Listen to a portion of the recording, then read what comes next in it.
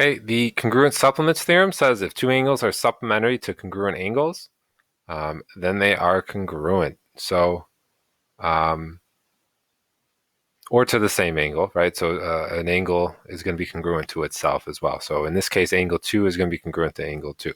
So the measure of angle 1 plus the measure of angle 2 equals 180, right? So if we just want to informally write this out, the measure of angle 1 plus the measure of angle 2 equals 180, and the measure of angle 3 plus the measure of angle 2 equals 180. So we know that 1 and 2 angles 1 and 2 are supplementary, and angles 3 and 2 are supplementary.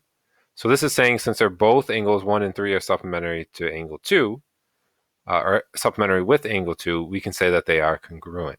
So the reason we know this is since they're both equal to 180, we could set them equal to each other, right, with the transitive property. Right, if two things are equal to the same thing, they're equal to each other. So these angles, the sum of measure of angle 1 and angle 2 equals 180, and the sum of the measure of angles 3 and 2 equal 180. So since they're both equal to 180, we can set them equal to each other.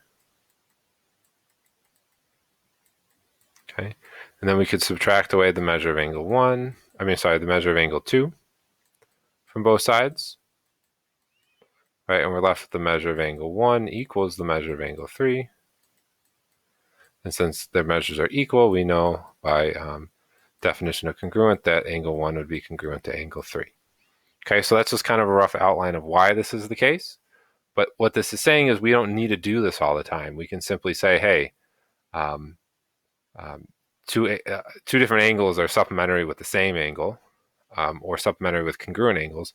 Therefore, we can say that those angles are congruent.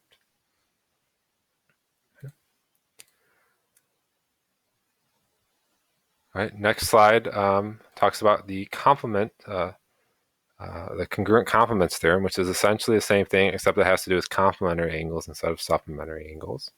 So complementary angles add up to 90. Right, so if two angles are complementary to congruent angles or to the same angle, then they're going to be congruent. So here again, we have the measure of angle 1 plus the measure of angle 2 equals 90.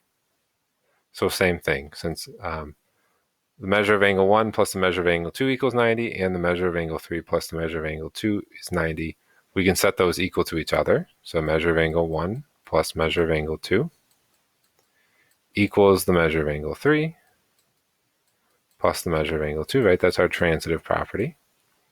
Right, you can subtract measure of angle 2 from both sides.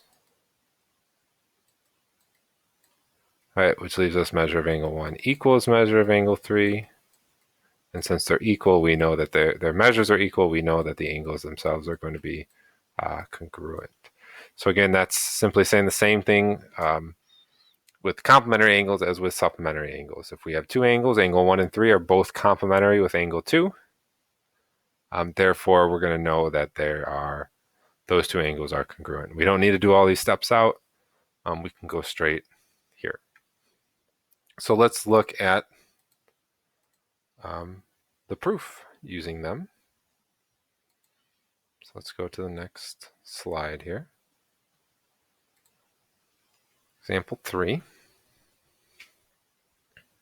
Okay. They want us to write a proof of it out. So they don't want us to use those theorems yet. They want us to prove the congruent supplements theorem. Okay. So they want us to do a paragraph proof. So this is going to be a little different than the two-column proof. So we're going to just start writing it out as a paragraph. So given that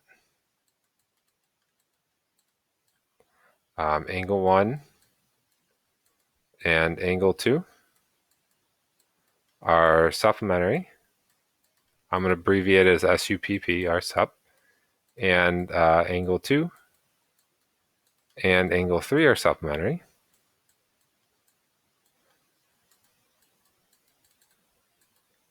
By the definition of supplementary,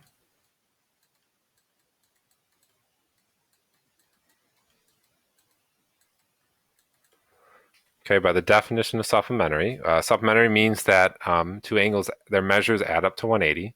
So by the definition of supplementary here, we can say that the measure of angle 1 plus the measure of angle 2 equals 180, right, because angles 1 and 2 are supplementary, and the measure of angle 2 plus the measure of angle 3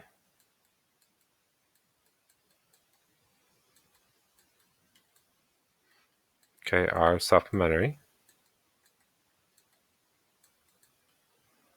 I'm sorry. I was trying to think ahead. Are equal to 180. Right? Supplementary means that the angles add up. The measure of the angles add up to 180. So measure of angle 2 plus measure of angle 3 equals 180. Okay, and just like we showed in the previous slides, right, since they're both equal to 180, we can set them equal to each other by the transitive property. So by the transitive property,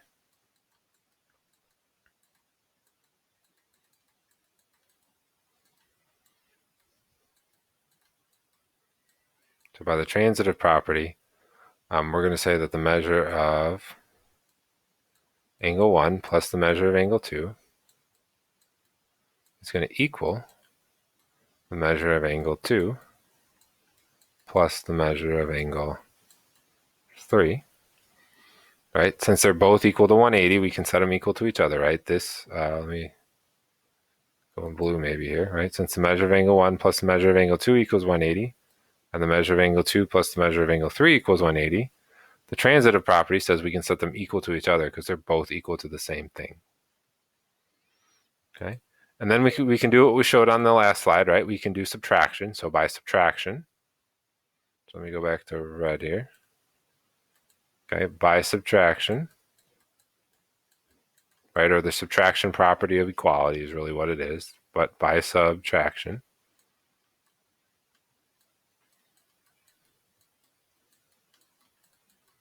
right, when we subtract the measure of angle 2 from both sides, we're going to end up with the measure of angle 1 equals the measure of angle 3. Okay, and then we said by the definition of congruent angles, we can say that angle 1 is congruent to angle 3. So by the definition, congruent angles, the definition of congruent angles,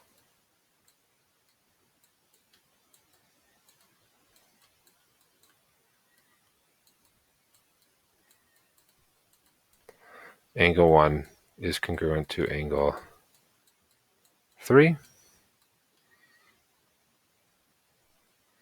Okay, and that's the end of our proof. So the idea here is you're giving a reason, just like instead of writing it as 2 columns, you're just writing it in a paragraph. And every time you write a step, right, given, so here's what we're given, okay, and then we're using the definition of supplementary to say that those supplementary angles add up, the measures of those angles add up to 180.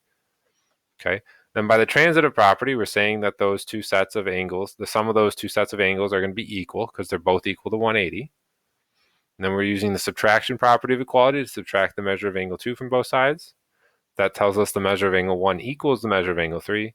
And then by the definition of congruent angles, we know since their measures are equal, the angles are going to be congruent. And that concludes our proof.